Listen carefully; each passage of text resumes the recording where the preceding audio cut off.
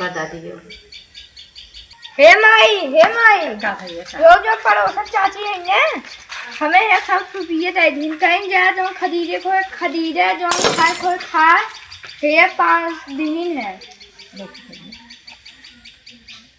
तो 100 रुपया दिन तो खर्चा करे बदे। अरे नहीं कहीं जा जो खाए खरीदे पड़ाका खरीदे जो कुछ ले को ले ले। अच्छा गिरा दी देखा ये अब माई हो हाँ तो चाची तो बुलाई है। अच्छा हम जाते सुन ले सही है।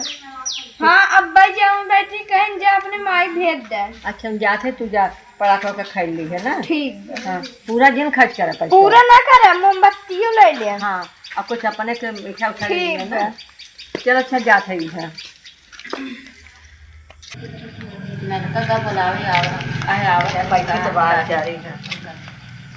अरे अम्मा हाँ भैया बैठा कहाँ जात रहो? मान ना तुझे रहा तोहरे के का हाँ भाई क्या रह गए? वहाँ का है कि जा जो पल ले चाची है ना तो वहाँ बुलाई हैं। अच्छा तो कैसा से बुलाओ बहनी तो अम्मा का बताई भगवान हमारे तो बहुत ही पैसा कौड़ी दिए हैं तो हर ननका आए रहन अपन कुल हालत बताओ तो हमसे देखा ना जाता है। हाँ तो हम 100 रुपये दे दिए हमका जब भाई जब खेला खा।